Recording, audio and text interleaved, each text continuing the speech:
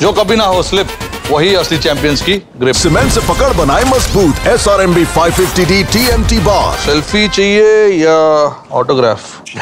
তো কি ছিল সেই পার্টিতে, কি হয়েছিল সেই পার্টিতে?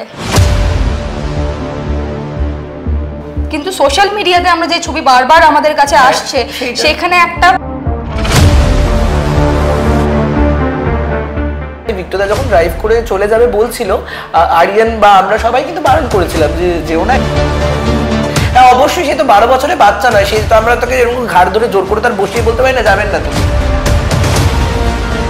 নাম নিতে তাহলে বারবার করে দ্বিধা হচ্ছে কেন রিদির? নমস্কার, সিটি সিনেমাতে আপনাদেরকে স্বাগত। আমার সঙ্গে এই মুহূর্তে রয়েছে স্যান্ডি সাহা। কি ঘটেছিল বিগত শনিবার রাতে এবং কি হয়েছিল পার্টিতে, তারপরে কেন ঘটলো সেই অঘটন, তাই আজকে জানবো। স্যান্ডি, এই যে তোমাদের এই আড্ডাটা, এটা কি রোজ শনিবার রবিবারের আড্ডা থাকে? না না, রোজ কিন্তু হয়নি। এটা আমাদের সিরিয়ালে যেহেতু রেটিংসটা এসেছিল, এটা প্রথমবারই হয়েছিল সিরিয়ালের তরফ থেকে। এটা প্রথমবারই আমরা সবাই মিলে ডিসাইড করি যে যেহেতু রেটিং ভালো এসেছে আমরা একটা ছোট্ট গেট টুগেদার করবো। তো সেই হিসাবে সিরিয়ালের দিক থেকে প্রথম। আচ্ছা, এরকম একটা গেট টুগেদারের পর এরকম একটা ঘটনা তো আমাদের কখনোই মাথায় থাকবে না। তো কি ছিল সেই পার্টিতে, কি হয়েছিল সেই পার্টিতে? দেখো, পার্টিতে যেরকম নর্মালি আমরা সবাই এসেছিলাম, আমরা সবাই পার্টি করছিলাম, এনজয় করছিলাম। তো সেইখানে আমরা পার্টিতে সবাই, যে আমাদের সিরিয়ালে কলাকুশলীরা ছিল, অ্যাক্টার্স থেকে শুরু করে ডিরেক্টর, প্রডিউসার সবাই এসেছিলেন। সবাই এসে আমরা ডিনার করি, পার্টি করি, ড্রিঙ্কসও করি সবাই মিলে। তো সেখান থেকে আমরা ডিসাইড করি যে আমার যে কো অ্যাক্টার তার বাড়িতে আমরা কিছুক্ষণ থেকে আড্ডা দিয়ে আবার চলে যাবো। সেই কো অ্যাক্টর আরিয়ান? হ্যাঁ, আরিয়ান। তো সেইখানে আমরা সেটাই ডিসাইড করি। এবং যেহেতু পরের দিন আমার সকালবেলা শুটিং ছিল জোকাতে, তো আর ওর বাড়ি যেহেতু জোকাতে, ওখান থেকে স্টুডিও 15-20 মিনিট লাগে। আর আমার এখান থেকে, আমি যেহেতু একটু দূরে থাকি, সেই জন্য আমার যেহেতু টাইম সেভ হবে, তাই আমি ভাবলাম যে ওর বাড়িতেই ডিসাইড করব। তো আমি, আরিয়ান প্রথমেই চলে যায়, ওর গাড়ি করে ওর বাড়িতে পৌঁছায়। তারপরে আমি শ্রিয়াদির গাড়ি, যেটা শ্রিয়াদি ড্রাইভার চালাচ্ছিল, তো শ্রিয়াদির ড্রাইভারের গাড়িতে ওইখান থেকে যাই, গিয়ে পৌঁছাই আরিয়ানের বাড়িতে। তো সেইখানে তারপরে ভিক্টোরিয়া এবং রিদি পরবর্তীকালে কিছুক্ষণ টাইম পরে আসে, ভোর নাগাদ আসে। তো আমি ততক্ষণে ঘুমিয়ে পড়েছিলাম। ওনারা যখন এসেছিলাম আমি একটুক্ষণ পার্টি করে আড্ডা দিয়ে তারপরে ঘুমিয়ে পড়েছিলাম।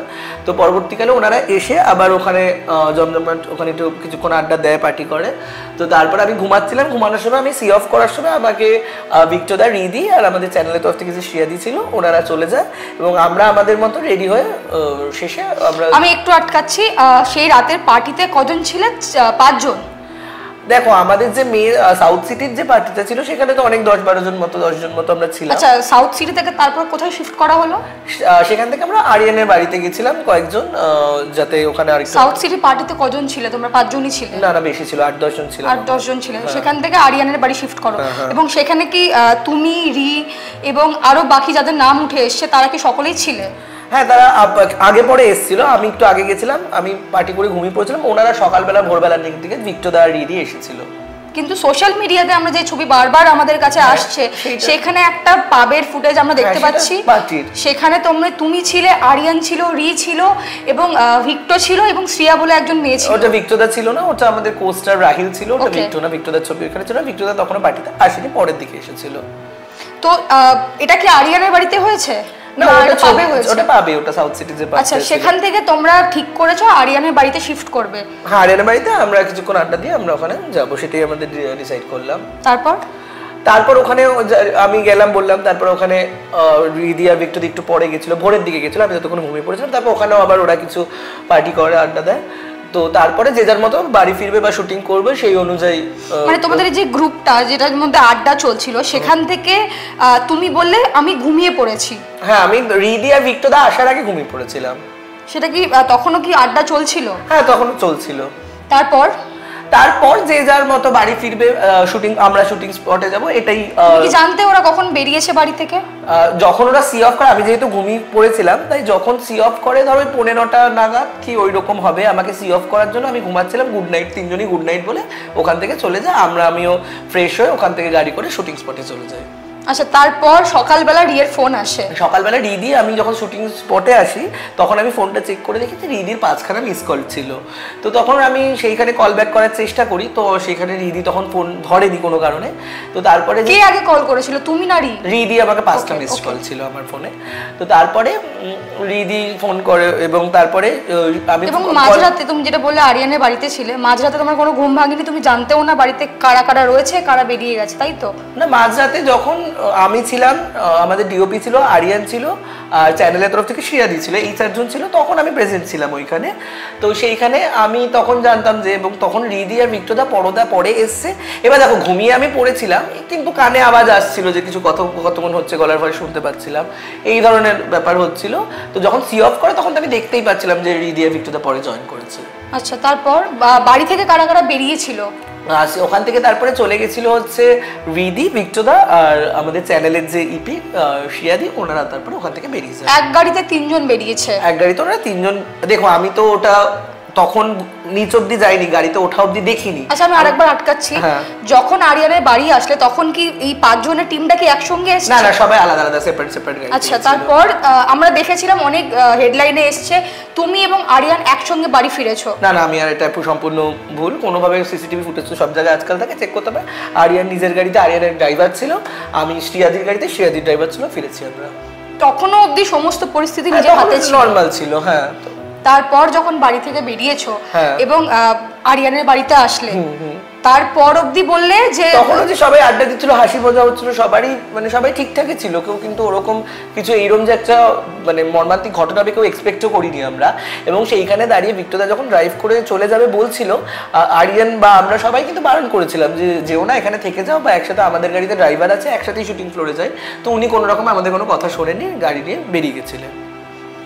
তোমরা আটকে ছিলে কিন্তু উনি থামেননি? না, আমরা বলেছিলাম, এবং আরিয়ান অনেকবার করে বলেছিল যে আমরা একসাথে, আমাদের ড্রাইভার আছে, শুটিং ফ্লোরে এই অবস্থায় পারবে না তুমি চালাতে। তো উনি এবার দেখো, উনি তো নিজের কথা অডাসিটি দেখিয়ে চলে গেছেন, আমাদের কারোর কথাই শোনেননি।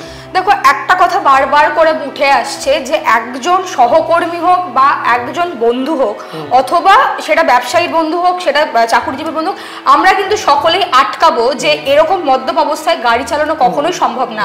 সেই মানুষটা তুমি বারবার করে বলছো যে ক্লাস 2 এর বাচ্চা নয়, তাই আমি তাকে হাতে ধরে আটকাতে পারবো। আমরা তো দেখো মুখে বলতে পারি, আমি তো জোর করে গাড়ি নামাতে পারি না তাকে। আমরা যথেষ্টভাবে তাকে বারণ করেছিলাম, সে শোনেননি আমাদের কথা রীতিমতো। তো তারপরে দাঁড়িয়ে আমরা তো নিজেরা একজন, আমি প্রথমে নিজে একজন সচেতন ব্যক্তি, আমি যখনই ঠিক করবো যে পার্টি করতে যাব, আমি যেহেতু ড্রাইভ করতে পারি না, আমি না হলে আমি ক্যাবে যাই, না হলে আমার গাড়িতে ড্রাইভার থাকে, আমি ড্রাইভার করে আমার গাড়িতে যাই, পার্সোনাল গাড়িতে। আমি একজন সচেতন নাগরিক, আমি সেটাই করি, এবং ম্যাক্সিমাম যারা এসেছিল তারা সবাই তাই করেছে। এবং একটা মানুষকে আমরা, যে আমার কোয়ার্কার, তাকে তো বারবার করে বারণই করতে পারি, এবং বারবার করে আমরা সেই কর্তব্যটা করেছি, বারণ করেছি, তাকে যেতে বারণ করা হয়েছে, সেই কথাটা শোনেননি। হ্যাঁ, অবশ্যই সে তো 12 বছরের বাচ্চা নয়, সেই তো আমরা তাকে এরকম ঘাড় ধরে জোর করে তার বসিয়ে বলতে পারি না যাবেন না তুমি। আমরা বলতে পারি আমরা আমাদের তরফ থেকে চেষ্টা করেছি সব রকম ভাবে। এই বিষয়টাকে কিভাবে দেখছো? এখন স্যান্ডি মানে বারবার করে উঠে আসছে যে স্যান্ডি সাহাকে সেই গাড়ি থেকে পাওয়া গেছে, স্যান্ডি সাহাকে সেই পার্টি থেকে পাওয়া গেছে, তুমি বিষয়টা কিভাবে দেখছো? প্রথমত হচ্ছে, দেখো, গাড়ি থেকে একদমই পাওয়া যায়নি, পার্টিতে অবশ্যই ছিলাম, যেটা আমি অনেস্ট, আমি প্রত্যেকটা মিডিয়ার হোক বা প্রশাসন হোক, সবাইকে আমি এক কথাই বারবারই বলবো, এবং সেটা সত্যি অনেস্টি। আমার যদি প্রাণে ভয় থাকতো বা আমার যদি লিগাল কোনো সমস্যা হতো, আমি তাহলে কোনো জায়গায়, সব জায়গায় বলতে পারতাম যে আমি আসবো না ক্যামেরার সামনে। আমি ক্যামেরার সামনে আছি এবং সব কথাগুলো সাহসের সাথে বলতে পারছি, তার মানে নিশ্চয়ই আমি জানি আমার কোনো দোষ নেই, আমি ওই স্পটে ছিলাম না, আমি ওই সময় ছিলাম না কোনো জায়গাতে, তাই জন্যই আমি সৎসাহস নিয়ে আসতে পারছি। এবং এই বিষয়টা হচ্ছে, গাড়িতে কোনোভাবেই আমি যে সবাই সবার মতো ফিরছিল, ওটা একদমই 100% শিওর। দরকার হলে আরিয়ানের বাড়ি থেকে যে সিসিটিভি ফুটেজ, সেখানেও দেখতে পাবেন, বা মাদ্রাসা তো অনেক জায়গায় সিসিটিভি আছে, কোথাও না কোথাও কাছের বাইরে থেকে তো দেখা যাবে। এবং গাড়িতে যে প্রত্যক্ষদর্শীরা ছিল তারা তো বলেছিলেন 2জন মহিলা ছিল এবং একজন পুরুষ ছিল। পুরুষ অবশ্যই বিক্টদা ছিল, আর 2জন মহিলার মধ্যে একজন পালিয়ে গেছে, সেটা সম্ভবত কি সেটা রিদি ছিল, এবং আরেকজন তো ভিডিও আমরা দেখেছি চ্যানেলের তরফ থেকে শেয়ার দিয়েছিল, উনি। নাম নিতে তাহলে বারবার করে দ্বিধা হচ্ছে কেন রিদির? নাম নিতে এই কারণে দ্বিধা হচ্ছে, দেখো, রিদির, কারণ রিদির কিন্তু আমি কোনো ভিডিও দেখিনি, ঠিক আছে, এবং আমি রিদিকে সি অফ করতে নিচ অব্দি যাইনি, যে উনি গাড়িতে উঠেছে সেটা আমি নিজের চোখে দেখিনি। রিদি তো পরবর্তীকালে স্টেটমেন্ট দিতেই পারে আমি ক্যাবে জেগেছিলাম, তো সেইখানে আমি যেহেতু নিজের চোখে দেখিনি, আমি তাই বারবার করে সম্ভবতই বলছি। বাকি 2জনকে আমি সম্ভবত বলিনি, কারণ আমি দুজনের ভিডিও ফুটেজগুলো দেখেছি, তাদেরকে ধরা হচ্ছে বা মব করা হচ্ছে, সেগুলো আমি নিজের চোখে, তাই সম্ভবত ওদের ক্ষেত্রে লাগাইনি। তো সেই জন্য আমি সম্ভবত লাগাচ্ছি, যেহেতু আমি নিজের চোখে নিচ অব্দি সি অফ করিনি। বাট হ্যাঁ, উনি গেছিল, উনি তো নিজেও স্টেটমেন্ট দিয়েছে যে উনি দুর্ঘটনাস্থলে আগে নেমে গেছেন, সেটা ওনার স্টেটমেন্ট, উনি সেটা বলেছিল, তার মানে অবশ্যই তিনি গাড়িতে ছিলেন। করেছিলেন। এই যে এরকম একটা মর্মান্তিক ঘটনা যেখানে বারবার করে নাম উঠে আসছে কন্টেন্ট ক্রিয়েটার হোক এবং অভিনেত্রীদের, তো তোমার কি মনে হয় যে এরপর পরবর্তী প্রজন্ম যখন আসতে চাইবে ইন্ডাস্ট্রিতে, তার বাবা মা কোন ভরসাতে ইন্ডাস্ট্রিতে ছাড়বে? দেখো, প্রথমত হচ্ছে এই শুধুমাত্র যে এই যে অ্যাক্সিডেন্ট, ড্রিঙ্ক অ্যান্ড ড্রাইভ, এটা তো শুধুমাত্র যে আমাদের কন্টেন্ট ক্রিয়েটার বা অ্যাক্টরদের ক্ষেত্রে না, প্রত্যেকটা সেক্টরেই হয়।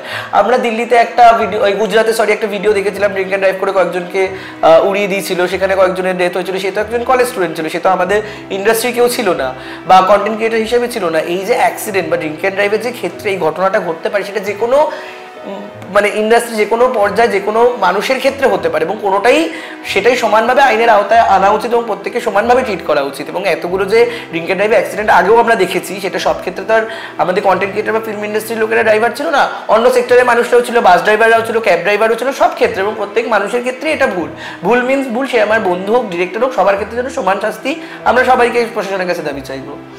কি দাবি চাইবে? একটা মানুষের প্রাণ চলে গেছে স্যান্ডি, একটা মানুষ মারা গেছেন, তার ছেলে হাউতাশ করে মরছে সেখানে, যে বাবার প্রাণ চলে গেল সামান্য একটা পার্টির জন্য।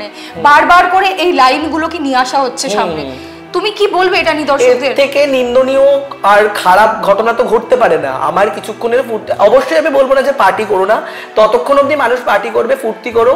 আমি সেই পার্টি করতে গিয়ে ডিগবাজি খাই, লাফাই, নাচাই, যা ইচ্ছা তাই করতে পারি, কিন্তু অন্যকে, কোনো থার্ড পার্টিকে যেন কোনো আঘাত না করে, হার্ম না করে, কোনো তৃতীয় ব্যক্তিকে কোনো রকম ভাবে ক্ষতিগ্রস্ত না করে, যতটা আমার পক্ষে ফান করার দরকার ততটা অবধি অবশ্যই সেই লিমিটটা রাখা দরকার মানুষের। এবং এখানে তো কোনো ক্ষতি মানে এমন একটা ক্ষতি হচ্ছে যেটা আলটিমেট লস হয়েছে। এই লসের তো আর কোনো কিছু টাকা পয়সা বা কিছু দিয়েই মানে পূরণ করা পসিবল হবে না। তো প্রশাসনের কাছে আমার অবশ্যই এটাই দাবি হবে, সে উনি আমার বন্ধু হোক, পরিচালক, যেই হোক না কেন, ওনার জন্য সঠিকভাবে তদন্ত করে তার যা শাস্তি মানে হয় সেই শাস্তিটাই যেন আমরা আশা করবো, যাতে যে ফ্যামিলির মানুষটা আজকে হারিয়েছে সে যেন সেই জাস্টিসটা পায়। আজকে যদি যেই বাজারে ঘটনাটা ঘটেছে, আজকে তো আমার বাবা মাও থাকতে পারতো, আমার পরিচিত কেউ থাকতে পারতো, তখন তো আমার পরিচালক বলে বা আমার বন্ধু বলে তাকে তো আমি আলাদা করে বেনিফিট দিতাম না সেই ঘটনায় আসলে। তো আমি সেই জায়গায় নিজেকে রাখছি, যে মানুষটার সাথে ঘটনাটা ঘটেছে আমি তার জায়গায় নিজেকে রেখে আমি ঘটনাটা বলছি, যে একদমই না। আর যারা অনেকে কমেন্ট করছে, আমি দেখতে পাচ্ছি স্যান্ডি শাহকে অ্যারেস্ট করো, স্যান্ডি শাহ গাড়িতে ছিল, এই ধরনের হেট্রেড তো কোনো দরকারই ছিল না। কারণ ম্যাক্সিমাম যে এই মিসলিডিংটা এসছে মিডিয়ার বিভিন্ন জায়গায়, যে ছবিগুলো থাম্বনেল দিচ্ছে, থাম্বনেলে আমার ছবি ছিল তো, এবং সেখানে গিয়ে গাড়িতে কি ছিলেন স্যান্ডি শাহ, ছোট্ট একটা নিচে জিজ্ঞাসা চিহ্ন। তো মানুষের কাছে ওই নিচে কমেন্টে কি লিঙ্কে কেউ ক্লিক করছে না, মানুষ মিসলিড হচ্ছে, ভুল হচ্ছে। অবশ্যই আমি এই জিনিসটাকে কখনোই সাপোর্ট করবো না। এতদিন থেকে মানুষ দেখে আসছে আমি সবসময় সত্যি কথা, অনেস্টির তরফ থেকে এবং বোল্ডলি কথাবার্তা বলি। আমি আজকেও সেই সেম ভাবেই সেম কথা এবং জাস্টিস তাদের জন্যই চাইবো, নাকি আমার ডিরেক্টর, পরিচালকের বন্ধুর পাশে আমি দাঁড়াবো। আচ্ছা, তোমার কি মনে হয় যে এরকম একটা পরিস্থিতি রি কি আগে থেকেই জানতো বা ওকে কিছু বুঝেছিল যে গাড়ি থেকে পালিয়ে গেল? দেখো সেইটা তো বলছিলে ক্যাবে গেছে কিনা, সেটা তো আজকে বলতেই পারে এসে মিডিয়ার সামনে এসে, তুমিও শিওর না যে কিসে এসছে কিসে গেছে, কিন্তু আমাদের ঘটনাস্থল থেকে যা তথ্য এসছে সেই অনুযায়ী আমরা জানতে পেরেছি যে রি সেই গাড়ি থেকে সেই মুহূর্তে পালিয়েছিল।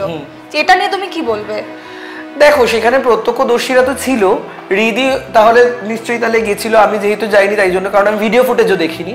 তাহলে সেইখানে ঘটনাস্থল থেকে উনি কিভাবে কি করে পালিয়েছেন বা কিভাবে কি গেছেন সেটা পুরোটাই তো তারা, দেখো ওখানকার মানুষ তো এত লোক ছিল, সবাই তো গাড়িকে ধরে রেখেছে বা আটক করেছে।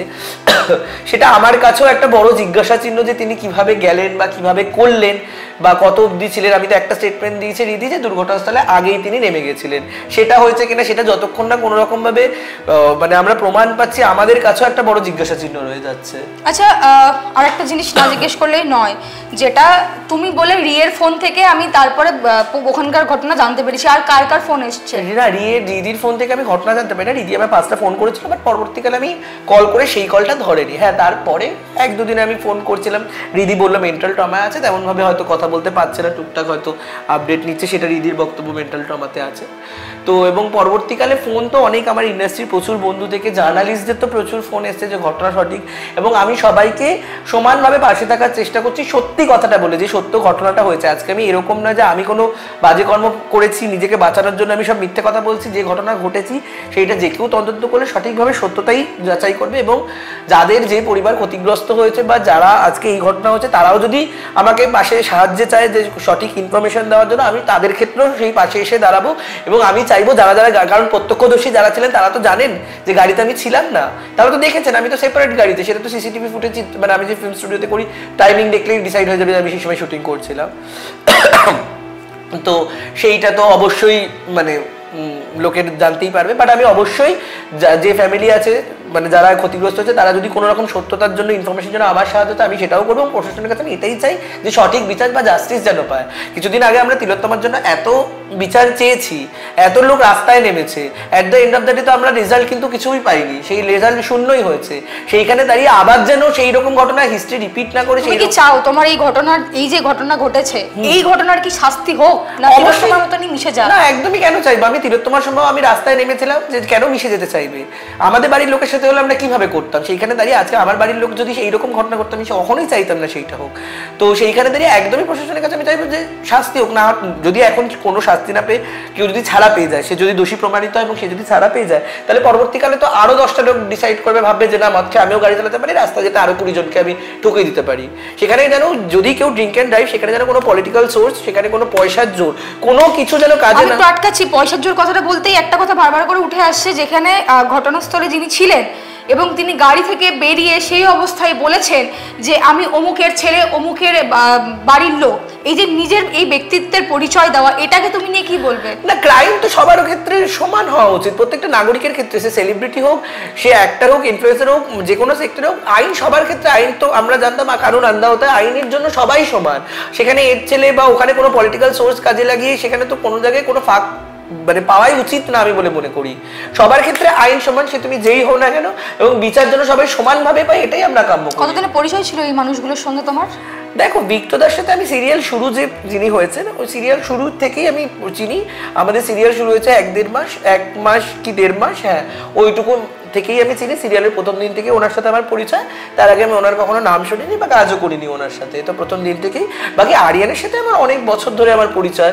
আরিয়ানের সাথে আমি আমার প্রথম একটা শর্ট ফিল্ম করেছিলাম চ্যানেলে, যে শ্রিয়াদি, তার সাথে। আর একটা জিনিস আমি এখানে বলতে চাই, যেটা হচ্ছে আমরা এখন মানুষকে বিশ্বাস করতে তো খুব ভয় পাই, তো সেখান থেকে দাঁড়িয়ে খুব কম দিনের একটা পরিচয়ের উপর নির্ভর করে কি করে এত বড় একটা গেট টুগেদার অ্যারেঞ্জ করা? না দেখো, কোনো এটা তো আমরা একসাথে সবাই কাজ করছি, তো কাজ করতে গেলে প্রত্যেকটা সেক্টরেই ধরো যে কোনো অন্য সিরিয়ালে যেন প্রত্যেকটা ছবির ক্ষেত্রে একটা র্যাপ আপ পার্টি হয়, সেখানে তো আমরা নতুন করে, মুভিতে তো এমন নয় যে কাস্টের সাথে সবার সাথে আমরা পূর্ব পরিচিত হয়, তো সেখানে একটা সাময়িকভাবে গেট টুগেদার করার জন্য আমার তো মনে হয় না যে আগে থেকে পরিচয়, কারণ এটা তো হয়েই থাকে সোশ্যাল। আমাদের তো, আমরা যারা এই ফিল্ডে আছে আমরা তো সব সোশ্যাল গ্যাদারিং করি, পিআর করা, এগুলো তো সবাই মেনটেন করি। বাট হ্যাঁ, সেই লেভেল, আমাদের উল্লাসের লেভেল এমন চরম সীমায় যা না পৌঁছে যায় যেখানে দাঁড়িয়ে অন্য মানুষকে হেনস্থা হতে হবে, সেইটা তো কখনোই কাম্য নয়। আমরা আমাদের লিমিটটা জেনে অবশ্যই উল্লাস করবো, সাথে কোনো ক্ষতি নেই। এই যে লিমিটের কথা বলছো, সেই লিমিটটা তো সেই রাতে কারোর মাথাতে ছিল না।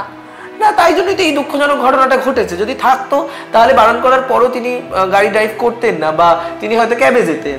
ওই মেয়েটার ছবি যেটা বারবার করে আমাদের চোখের সামনে ভেসে হচ্ছে, অর্থাৎ শ্রিয়ার কথা তুমি নাম তুলে যেহেতু বলতে বললে, শ্রিয়ার ওই ফুটেজটা বাড়ির লোক দেখার পর তোমার কাছে কোনো রকম কোনো কল বা কিছু এসেছিল? মানে পুলিশের হাতে আসার পর শ্রিয়ার ওই ফুটেজ বা শ্রিয়ার ওরকম ঘটনার পর ওনার বাড়ির লোকের কি কোনো রকম কোনো রেসপন্স পেয়েছিলে? না, ওনার দেখো, যে ঘটনাটার পরে প্রথম কল আমি শ্রিয়াদির মাই আমায় করেছিল যে একটা কিছু অ্যাক্সিডেন্ট হয়েছে, তো তারপরে আমি জানতে পারি এবং ফুটেজগুলো আমার সামনে আসে, এবং ওটা হওয়ার পর পরবর্তীকাল থেকে আমাকে আর ওই ওখান থেকে শ্রিয়াদির ফ্যামিলি থেকে বা শ্রিয়াদির তরফ থেকে কোনো রকম যোগাযোগ করা হয়নি। আচ্ছা, তুমি কিরকম শাস্তি চাও এদের হয়ে? মানে কি চাও প্রশাসনের কাছে, কি বলতে চাও? এরকম একটা নিন্দনীয় ঘটনা আমার চাওয়া না চাওয়াতে তো কিছু যায় আসে না। প্রশাসনের যেটা আমাদের, যে আমাদের সংবিধানে যেটা শাস্তির লেখা হবে যে এই ক্রাইমের জন্য এই শাস্তি হতে পারে, তো সেইটাই সে ডিজার্ভ করুক যাতে ফিউচার। এবার দেখো, একটা প্রাণ চলে যাওয়া মানে সেটা এমন আলটিমেট লস যে এটা কিছু করেই তার ফিরিয়ে আনা পসিবল হবে না। সেই যে আজকে ছেলেটি পিতৃহারা হয়েছে, সে তো আর তার বাবাকে কখনো দেখতে পারবে না, সে তো আর তার বাবাকে কখনো ফিরে পেতে পারবে না। যে শাস্তি সে পাক না কেন, সে যাবজ্জীবন হোক, কারাদণ্ড হোক, মৃত্যুদণ্ড হলেও তো সে তার মানুষটাকে ফিরিয়ে আনতে পারবে না। তো সেই রকম আমি দাবি করার কেউ নেই, বাট এমন শাস্তি দেওয়া যাতে পরবর্তীকালে এই ধরনের ঘটনা যাতে না প্রমোট হয়, বা মানুষ যেন এই ধরনের সচেতন হয় আরো, যাতে সে এমন ফুর্তিতে এমন কিছু কাজ করবে না যাতে অন্যের এরকম একটা আলটিমেট লস হয়। এরকম একটা ঘটনা যেখানে গাড়ি যেদিক দিয়ে এসছে ঠাকুরপুকুরের বাজার দিয়ে, সেখানে কোনো রকম কোনো অ্যালাউ ছিল না 4 চাকা আসার, কিন্তু সেখানে সেই গাড়ি ঢুকেছে এবং 6 জনকে ওখানে অন স্পট আহত হয়েছে এবং একজন মারা গেছে, বাদবাকি 5 জন আমাদের এখন অবধি সুস্থ আছে। তো এই যে ঘটনাগুলো ঘটছে চোখের সামনে এবং মেটার যা ঘটনা আমরা দেখলাম পুলিশের গাড়িতে তোলার সময়, স্যান্ডি এগুলো তো ইন্ডাস্ট্রির উপর অনেকটা ইম্প্যাক্ট ফেলছে। দেখো, প্রত্যেকটা একটা মানুষ খারাপ বলে তো সমগ্র ইন্ডাস্ট্রিকে বদনাম করতে পারা যায় না। আজকে যেমন আমি অন্য ঘটনা, যেমন তিলোত্তমা ঘটনাতে বলি, একটা ডাক্তারের সাথে এরম হয়েছে, সেখানে জড়িত অনেক বড় বড় নাম ছিল, তা বলে তো প্রত্যেকটা মানুষ ওইখানে খারাপ হতে পারে না। তেমনি প্রত্যেকটা ইন্ডাস্ট্রিতে ভালো মানুষ খারাপ মানুষ মিশিয়ে থাকে। আমাদের সেইখানে মানে ভালো দিকটাকে সবসময় নিতে হবে এবং খারাপ দিকটাকে অ্যাভয়েড করতে হবে, এটাই আমরা কাম্য বলে মনে করি। এবং একজন খারাপ করেছে বলে প্রত্যেকটা ইন্ডাস্ট্রির মানুষ যে এই ধরনের খারাপ হবে, সেইটা তো একদমই মিথ্যে কথা না। কারণ যখন কোনো খারাপ, তিলোত্তমা ঘটনায় আমি আবারও উদাহরণ দিচ্ছি আমাদের ইন্ডাস্ট্রি থেকে। আমি তো সো কল্ড অ্যাক্টর নই, আমি একজন ইনফ্লুয়েন্সার হিসেবে পরিচিত বেশি, এবং অ্যাক্টিং আমি কাজ টুকটাক করছি সেই হিসাবে। তো সেখানেও ফিল্ম ইন্ডাস্ট্রি থেকেও লোকজন এসে জড়ো হয়েছে, সবাই সমানভাবে সাপোর্ট করছে। তো এরকমভাবে আলাদা ইন্ডাস্ট্রি ভাগ করার তো কোনো মনে হয় না। একটা মানুষ খারাপ ভালো সে যে কোনো ইন্ডাস্ট্রি হতে পারে। তো সেই দিক থেকে তার বিচারটা সবসময় তার ব্যাকগ্রাউন্ড ইন্ডাস্ট্রি দেখে নয়, তার কি কাজ করেছে না করেছে, তার ক্রাইম দেখে এবং তার কর্ম দেখে সবসময় সেটা বিচার করা উচিত বলে মনে হয়। সিনিয়র আর্টিস্টরা লিখছেন বারবার করে, অভিনেতা অভিনেত্রীরা পরিচালকরা, যে এরকম একটা ঘটনা মানুষ অর্থাৎ আমাদের এই ইন্ডাস্ট্রির মানুষেরা এখন বেশি নিজের নামের মানে কাজের বিনিময়ে পরিচিতি পাওয়ার চেয়ে এখন নেশা দিয়ে পরিচিতি পাচ্ছে। এবং এই যে উন্মাদনা মানুষের মধ্যে, আমাদের ইন্ডাস্ট্রির মধ্যে নতুন প্রজন্মের যে উন্মাদনা এবং যে উচ্ছ্বাস নেশাকে নিয়ে, সেইগুলো তো অতিরিক্ত বাড়ছে এখন। দেখো, সেইটা আমি যে নেশা যে শুধুমাত্র ইন্ডাস্ট্রিতে হয়, এটা তো একদমই ভুল ধারণা। তুমি যদি আজকে একটা ক্লাবে গিয়ে দেখো, সেখানে প্রত্যেকটা আইটি সেক্টর থেকে শুরু করে স্পোর্টস থেকে শুরু করে যে কোনো প্রত্যেকটা সেক্টরে, টিচার থেকে শুরু করে প্রত্যেকটা সেক্টরে মানুষ গিয়ে ওখানে জয়েন করছে, উল্লাস করছে, নেশা করছে। তো সেইখানে দাঁড়িয়ে পার্টিকুলার ইন্ডাস্ট্রিতে মানুষ, তাহলে তো এরকম হতো যে সব পাবে শুধুমাত্র অ্যাক্টররা ঢুকতো, একটা পাবে শুধুমাত্র ইনফ্লুয়েন্সাররা হতো। সেখানে তো প্রত্যেকটা জায়গা থেকেই মানুষ আসছে এবং করছে সমানভাবে বাট দেখো, নেশা করব, উল্লাস করব, আমি এমন লিমিটে সবাইকে একটাই উদ্দেশ্য যে আমি আমার লিমিটটা জেনে করব, যে আমি এমন কোনো কাজ করব না যেটাতে অন্যের দ্বিধাবোধ হয় বা অন্যের ক্ষতিগ্রস্ত হয়। তো তোমার কি মনে হয় যে এরকম একটা ঘটনার পর পরবর্তী কোনো কাজ পেতে সমস্যা হবে? আমার মানে সেটা কোথায় কাজ পেতে, কি দিক, ধারাবাহিকে হোক বা কোনো বড় প্ল্যাটফর্মে কাজ পেতে অসুবিধা হবে? সেটা তো আমি এই মুহূর্তে, আমি তো দেখো, তুমি কতটা আশঙ্কায় রয়েছো? দেখো, আমি কাজ পাই না পাই আমার সেই নিয়ে একমাত্র চিন্তা থাকে না, কারণ আমি একজন অভিনেতা নই, অভিনয় আমার পেশাও নয়, আমার ভালো লাগা থেকে কাজ করি। তো সেখানে দাঁড়িয়ে আমি কাজ পাচ্ছি বা কাজ করছি, সেটা খুবই আমি তার জন্য নিজেকে কি বলবো লাকি বলে ফিল মনে করি। বাট এটা তো আমার মেইন প্রফেশন না, বাট আমার মেইন প্রফেশন হিসেবে আমি কন্টেন্ট করি, আমি ভিডিও করি, সেটা তো ভিডিও করতে ভালোবাসি। দর্শক খারাপ বলে মনে হচ্ছে? দেখো, যারা আমার দর্শক, যারা ব্যাপারটা বুঝবে, তারা অবশ্যই সবাই জানবে যে আমি তো যুক্ত নয়, কেন হারাবে তারা? যদি আমি দোষী হতাম বা আমি কোনোভাবে যুক্ত থাকতাম, তখন তারা আমার মনে হতো যে হ্যাঁ, তাহলে তারা, আমি সেইখানে আমার প্রশ্ন থাকতো যে আমি হারাতাম। বাট তারা যখন নিজেরা একটু যাচাই করবে, শুধুমাত্র রঙিন থাম্বনেল, ক্লিকবেট থাম্বনেলের মানে উপর ভরসা না করে সত্যিকারের অরিজিনাল ঘটনা নিউজটা পড়বে বা নিউজটা দেখে সত্যটা জানবে, তখন আমার তার কোনো ভয় রইল না। এবং আমি তো অলওয়েজ সত্য কথা অনেস্টির সাথে বলছি এবং নিজেকে লুকিয়ে রাখছি না। আমি চাইলেই আজকে বলতে পারতাম কোনো মিডিয়াতে বাইট দেবো না, একটা মিডিয়া আমার নাম একটাও থাম্বনেল আসতো না, আমার নামে কোনো ক্লিকবেটও আসতো না, আমাকে কোনো ভিডিও সামনে আসতো না লোকের, আমার নামে গালাগালিও পড়তো না, আমি একদম চুপ থাকতে পারতাম। কিন্তু আমার মনে হয়েছে যে আমি চুপ থাকবো না, আমি বিষয়ে কথা বলবো, তাতে যদি আমার কাজ হারায় আমার কিচ্ছু যায় আসে না। বাট সত্যতা লোকেকে জানা উচিত এবং জাস্টিস পাওয়া উচিত, সেই জন্য তো আমি বলছি। তার জন্য আমি বেশি, সব থেকে বেশি কিন্তু আমার ক্ষতি ইন দ্য সেন্স ভুল বোঝাবুঝি, মিসলিডিং হচ্ছে। আমি যদি কোনো মিডিয়াকে ইন্টারভিউ না দিতাম, আমার থাম্বনেলটাও আসতো না, লোকে ভুলও বুঝতো না।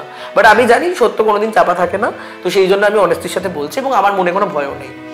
স্যান্ডি, সেই রাতে পার্টি থেকে সেই দুর্ঘটনা এবং মর্মান্তিক দুর্ঘটনা থেকে কোনো আক্ষেপ, রিগ্রেট?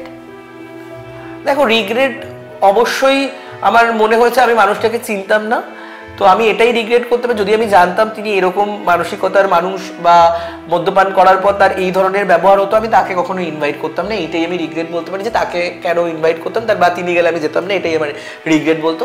যেহেতু আমি তার সাথে আমার প্রথম পার্টি করা বা আগে পূর্বেতে আমি কখনো তার সাথে কোনো রকম মনোভাবে মিশিনি, যে আমার সো কল্ড ফ্রেন্ড না, তো এইটাই রিগ্রেট বলতে পারো। তাহলে ওনাকে যদি নাও হতো এই ধরনের দুর্ঘটনা ঘটতাম না। বাকি যারা নাগরিক ছিল সবাই সচেতন হয়ে ক্যাবেই ফিরতো বা গাড়িতে নিজের ড্রাইভারে ফিরতো, এবং অন্তত যে মানুষগুলো এত বড় ক্ষতি হচ্ছে সেই ক্ষতিগুলো হতো না।